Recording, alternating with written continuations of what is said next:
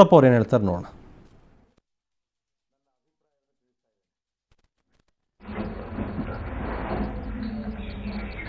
ಬಳ್ಳಾರಿ ಗ್ರಾಮೀಣ ಪ್ರದೇಶದಲ್ಲಿ ನಮಗೊಂದು ಸಮಾಧಾನ ಅಂತಂದ್ರೆ ನಮ್ಮ ಮೇಲೆ ಒಂದು ಕಳಂಕ ಏನಿತ್ತು, ಕಳಂಕದಿಂದ ಮುಕ್ತವಾಗಿ ಹೊರಗೆ ಬಂದಿದ್ದೇವೆ. ರಾಜ್ಯದ ಜನ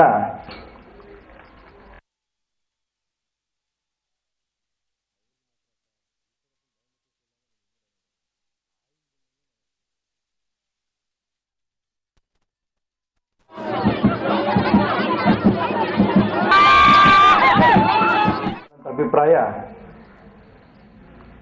ರಾಜ್ಯದ ಜನತೆ ಮುಂದೆ ಇದ್ದಂಥ ಸಂದರ್ಭದಲ್ಲಿ ಈ ಫಲಿತಾಂಶ ಬಂದಿದೆ. ಹಾಗಾಗಿ ಆ ಕಳಂಕದಿಂದ ನಾವು ಹೊರಗೆ ಬಂದಿದ್ದೀವಲ್ಲಪ್ಪ ಅನ್ನೋಂಥ ಒಂದು ಸಮಾಧಾನ ಇದೆ. ಬಂದಂಥ ಮತಗಳು ಗಮನಿಸಿದಾಗ 0ಯಿಂದ ಆರಂಭ ಆಗಿ 15-16 ಸಾವಿರ ತನಕ ಮತವನ್ನು ಪಡೆದವಲ್ಲ ಅನ್ನೋಂಥ ಸ್ಥಿತಿಯಲ್ಲಿ ನಾವಿದ್ದೇವೆ. ಹೀಗಾಗಿ ಆ ಗ್ರಾಮೀಣ ಪ್ರದೇಶದ ಭಾಗದ ಜನರು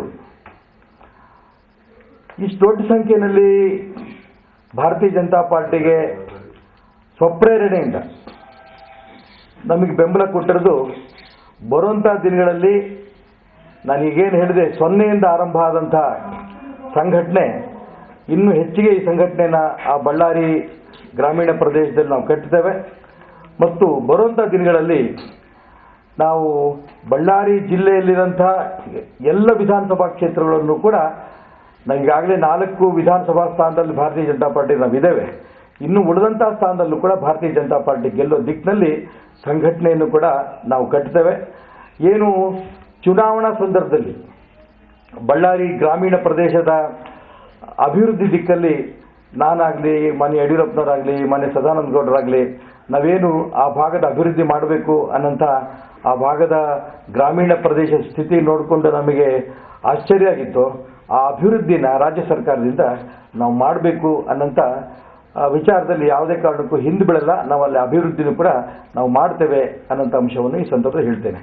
ಒಟ್ಟಾರೆ ಕಳಂಕದಿಂದ ನಾವು ಮುಕ್ತವಾಗಿದ್ದೇವೆ. 0ಯಿಂದ ಇದ್ದಂಥ ಸಂಘಟನೆ 16 ಸಾವಿರ ತನಕನೂ ಕೂಡ ಮತವನ್ನು ಪಡೆದವಲ್ಲ ಅನ್ನೋಂಥ ಸ್ಥಿತಿಯಲ್ಲಿ ನಾವಿದ್ದೇವೆ. ಆ ಭಾಗದಲ್ಲಿ ಸಂಘಟನೆಯನ್ನು ಕಟ್ಟಿದ್ದೇವೆ ಮತ್ತು ಆ ಗ್ರಾಮೀಣ ಪ್ರದೇಶದಲ್ಲಿರುವಂಥ ಪರಿಸ್ಥಿತಿ ನಾವು ನೋಡ್ಕೊಂಡು ಬಂದಿದ್ದೇವೆ. ಸರ್ಕಾರದಿಂದ ಅದನ್ನು ಅಭಿವೃದ್ಧಿ ಕೂಡ ಏನು ನಾನು ಯಡಿಯೂರಪ್ಪನವರು ಮತ್ತು ಸದಾನಂದ ಗೌಡರು ಆ ಭಾಗದ ಅಭಿವೃದ್ಧಿ ನಾವು ಮಾಡ್ತೇವೆ ಅನ್ನೋಂಥ ಅಂಶವನ್ನು ಆ ಗ್ರಾಮೀಣ ಪ್ರದೇಶ ಜನರಿಗೆ ಒಂದು ಹೇಳ್ಬಿಟ್ಟು ಬಂದಿದ್ದೇವೆ. ಅದು ಅಭಿವೃದ್ಧಿನೂ ಕೂಡ ನಾವು ಮಾಡ್ತೇವೆ ಅನ್ನೋಂಥ ಅಂಶವನ್ನು ಈ ಸಂದರ್ಭ ನಾನು ಹೇಳಕ್ಕೆ ಇಷ್ಟಪಡ್ತೇನೆ. ಚುನಾಯಿತ ಗ್ರಾಮ ಪಂಚಾಯತಿ ಜಿಲ್ಲಾ ಪರಿಷತ್ ಸದಸ್ಯರು ಅವ್ರ ಜೊತೆ ಗುರುತಿಸ್ಕೊಂಡು ಗೆಲ್ಲುವ ಕಾರಣ ಆಗಿದ್ದಾರೆ. ಇಲ್ಲೆಲ್ಲ ಸಂಭ್ರಮ ಆಚರಣೆ ಮಾಡ್ತಿರೋದು ಕೂಡ ಟಿವಿಗಳಲ್ಲಿ ನೋಡ್ತಿದ್ದೀವಿ. ಸೊ ಪಕ್ಷದವರೇ ಅವರಿಗೆ ಒಂದು ಬೆಂಬಲ ಪ್ರಶ್ನೆ ಮಾಡಿದ್ದಾರೆ.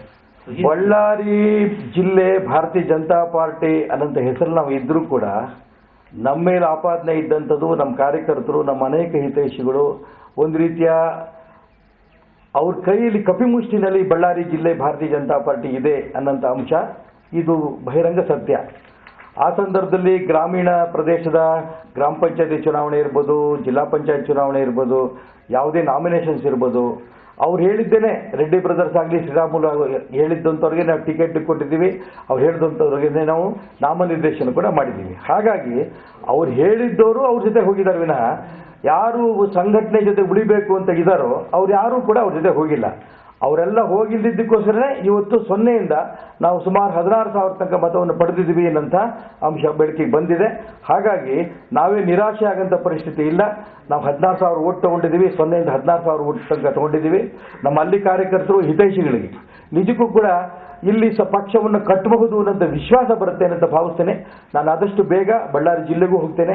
ಅಲ್ಲಿ ಜಿಲ್ಲಾ ಕಾರ್ಯಕರ್ತರ ಜೊತೆಗೆ ಹಿತೈಷಿಗಳ ಜೊತೆ ಕೂತು ಚರ್ಚೆ ಮಾಡಿ ಆ ಜಿಲ್ಲೆಯಲ್ಲಿ ಸಂಘಟನೆ ಶಕ್ತಿಶಾಲಿಯಾಗಿ ಮಾಡೋ ದಿಕ್ಕಿನಲ್ಲಿ ಏನೇನು ಕ್ರಮಗಳು ತಗೋಬೇಕು ಆ ದಿಕ್ಕಲ್ಲಿ ಕ್ರಮವನ್ನು ಕೂಡ ನಾವು ತಗೋತೇವೆ.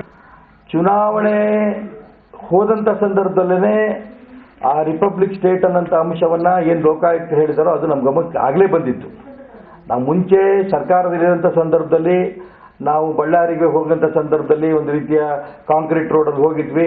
1,000 ಕೋಟಿ ರೂಪಾಯಿ ಖರ್ಚು ಸಾಕಷ್ಟು ಗ್ರಾಮೀಣ ಪ್ರದೇಶದಲ್ಲಿ, ನಗರ ಪ್ರದೇಶದಲ್ಲಿ ಆಗಿದೆ ಅಂತ ಅಂದ್ಕೊಂಡಿದ್ವಿ. ಕಾಂಕ್ರೀಟ್ ರೋಡಲ್ಲಿ ಹೋಗ್ತಿದ್ವಿ, ಕಾರ್ಯಕ್ರಮದಲ್ಲಿ ಭಾಗವಹಿಸ್ತಿದ್ವಿ, ಅವ್ರ ಮನೇಲಿ ಊಟ ಮಾಡ್ಕೊಳ್ತಿದ್ವಿ, ಕಾಂಕ್ರೀಟ್ ರೋಡಲ್ಲಿ ಬರ್ತಾ ಇದ್ವಿ. ನಮ್ಮ ನಿಜಕ್ಕೂ ಬಳ್ಳಾರಿ ಸಾಕಷ್ಟು ಅಭಿವೃದ್ಧಿ ಆಗಿಬಿಟ್ಟಿದೆ ಅನ್ನೋಂಥ ಭ್ರಮೆನ ನಾವು ಇದ್ವಿ.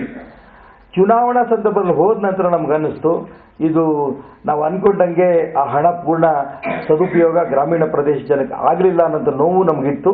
ಹಾಗಾಗಿ ಈಗ ನಾನು ಹೇಳೋದು ಇಷ್ಟೇ, ನಮಗೆ ಕಳಂಕದಿಂದ ಹೊರಗೆ ಬಂದಿದ್ದೀವಿ ಅಂತ ಒಂದು ರೀತಿಯ ಸಂತೋಷ.